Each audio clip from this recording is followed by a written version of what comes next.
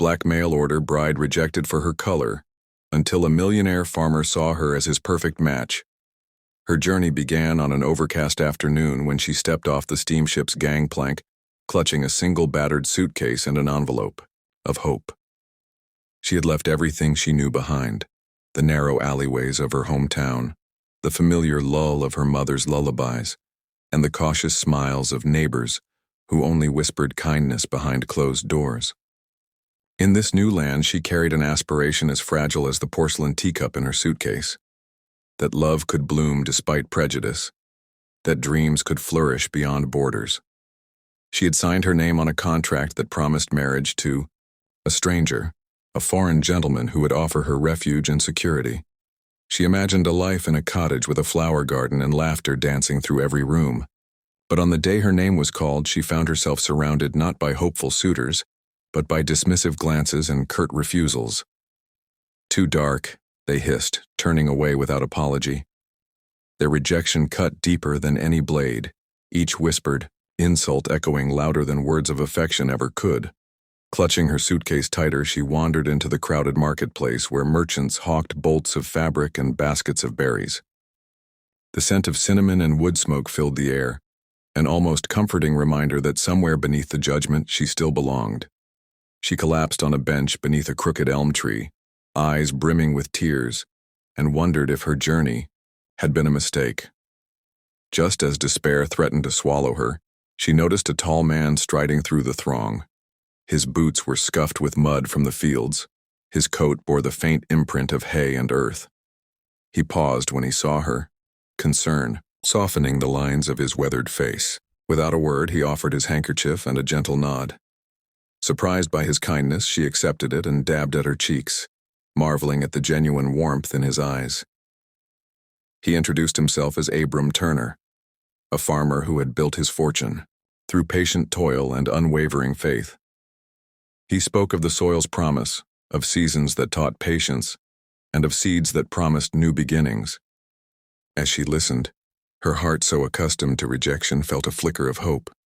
He asked her how she fared, and she told him of her dream and the cruelty she had endured.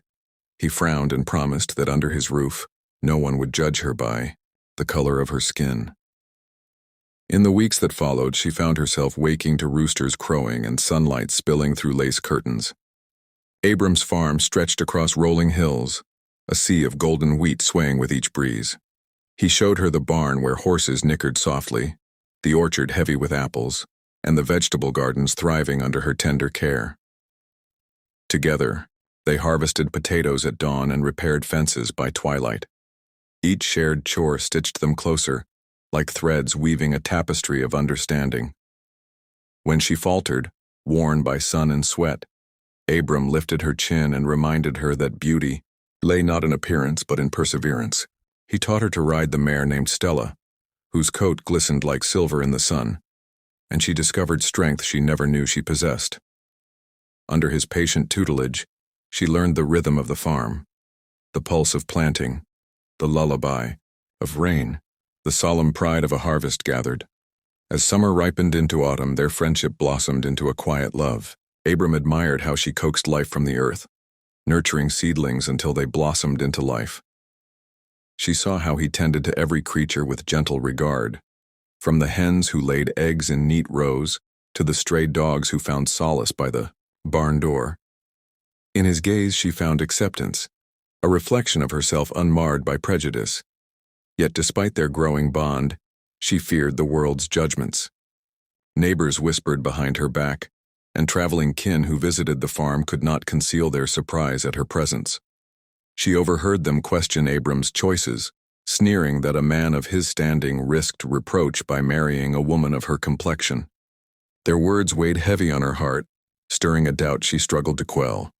One frosty morning, as frost laced the window panes, Abram found her huddled by the hearth.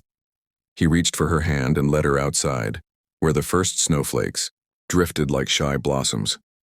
He knelt in the soft white drift, gathering handfuls of snow, and formed a simple ring carved from ice. His voice trembled with earnestness as he asked her to be his wife, promising a lifetime of shared sunsets and unwavering devotion. Tears of joy glistened in her eyes as she nodded. In that moment, the world ceased to matter. No whisper of scorn, no shadow of rejection could touch them beneath the silver snowfall. She pressed her lips to his cheek, tasting the crisp air and the sweetness of hope fulfilled.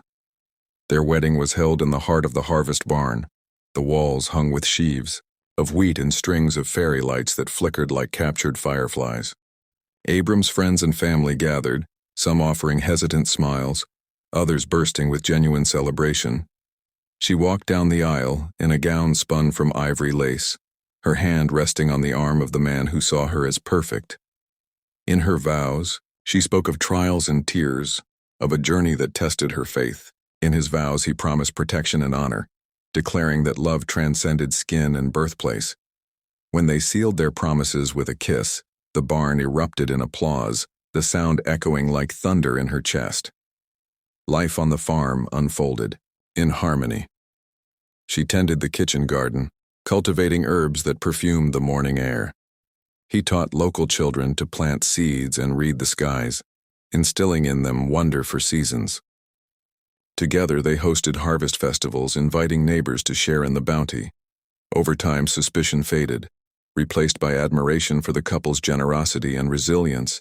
Their love bore fruit in ways they never imagined. Saplings she planted grew into sturdy trees beneath which their children played amid laughter. Abram's fields produced record yields, fed by the partnership they nurtured. In the evenings, they sat on the porch, wrapped in quilts they had stitched together, sharing dreams of future adventures and distant travels. Years later, when the farmhouse creaked under winter's weight and the barn stood proud against orange sunsets, they walked hand in hand through the fields. She reflected on the long road from rejection to belonging, marveling at how one man's vision had transformed her destiny. Abram squeezed her hand, his eyes shining with gratitude for the love that had changed him as profoundly as it changed her.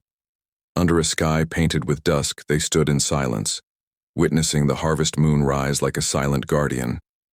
In its pale glow, they saw their journey etched in every furrow and flower, every sunrise and storm.